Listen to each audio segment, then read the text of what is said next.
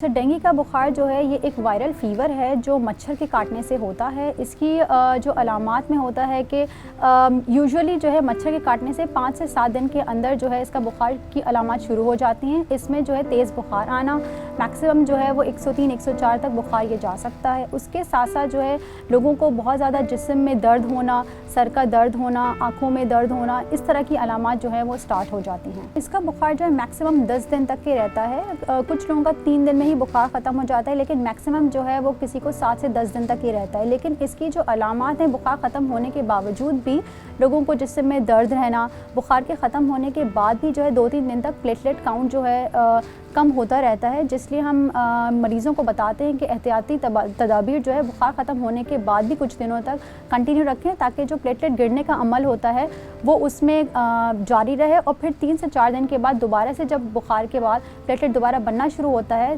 तो फिर उसके बाद पेशेंट अपनी नॉर्मल लाइफ में नॉर्मल तरीके से आ सकता है। डेंगू एक ऐसा बीमारी है जो घर में बहुत बेहतरीन तरीके से अगर डॉक्टर्स की हिदायत पे अमल किया जाए तो वो मैनेजेबल होता है। घर में जो है हम उनको बताते हैं कि हाइड्रेशन अच्छी रखें, और जितनी भी ऐसी चीज़ें हैं जिससे कट लगने का या चोट लगने का ख़तरा होता है उससे अवॉइड करें। जैसे कि नेल्स कट ना करें, बहुत ज़ोर से जो है वो दांत ब्रश ना करें। जो मेल्स होते हैं हम कहते हैं शेव करने से थोड़ा अवॉइड करें। जो फीमेल जो किचन में खाना पकाती हैं उनको बोलते हैं कि छुरी या कांटे का इस्तेमाल बहुत एहतियात से करें। जब फीवर आता है तो डेंगू में तो प्लेटलेट काउंट जो है वो कम हो रहे होते हैं, और फीवर ख़त्म होने के भी 2-3 दिन बाद तक के जो है वो कम होते हैं। तो प्लेटलेट का काम ये होता है कि जब कट लगता है तो वहाँ पे उस कट जहाँ कट लगा होता है प्लेटलेट्स वहाँ जाके एक लेयर बनाते हैं ताकि ब्लीडिंग वहाँ से बहुत ज़्यादा ना हो। ब्लीडिंग रोकने में वो हेल्प आउट करते हैं।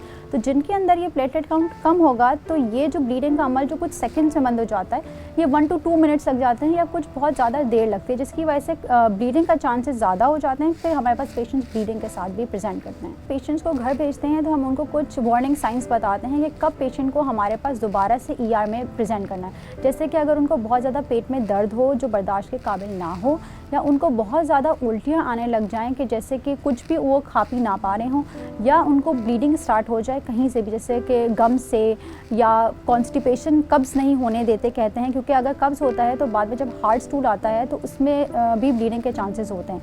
या अगर उनको बहुत ज़्यादा ब्लैक कलर के स्टूल्स आएँ तो भी ये एक ब्लीडिंग की अलामत होती है।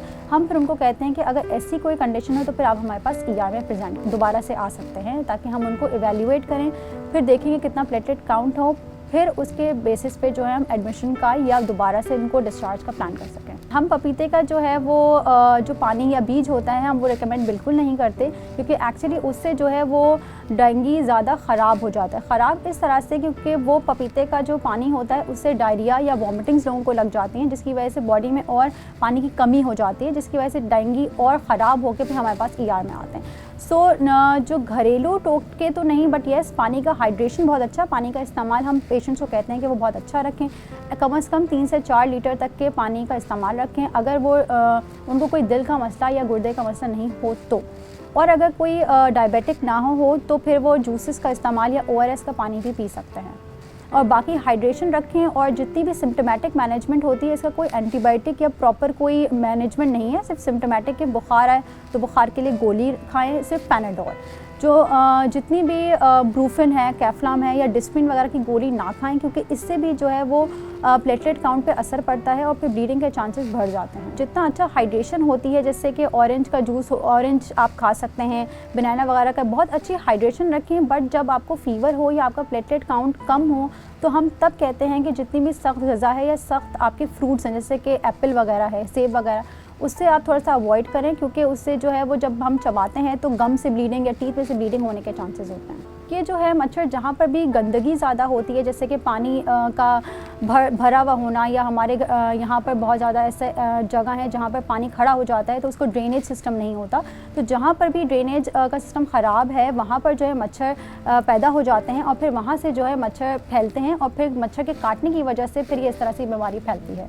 इटसेल्फ डेंगू जो है ये कंटेजियस नहीं है, ये एक बंदे से दूसरे बंदे में नहीं फैलती, बट ये कि अगर सेम मच्छर घर वालों को काट ले, सब घर वालों को, तो एक साथ साथ ये डेंगू का बुखार सारे घर वालों को हो सकता है। पास्ट में हमारे बहुत ज़्यादा जो है बारिशों का एक सिलसिला शुरू हुआ था, जिसकी वजह से बहुत ज़्यादा गंदगी हो गई है और अभी भी जो है बहुत सारे ऐसे इलाके हैं जहाँ पे पानी जमा हुआ है, उनका ड्रेनेज का प्रॉपर सिस्टम हुआ नहीं है। और हम बहुत सारे हमारे इंटीरियर में जो है फ्लड जो है रिलेटेड जो प्लेसेस हैं वहाँ पर पानी अभी भी भरा हुआ है, वहाँ से जो है ये लहर स्टार्ट हुई है, जिसकी वजह से हमारे पूरे पाकिस्तान में जो है ये इसका एक लहर उठ चुकी है डेंगू की।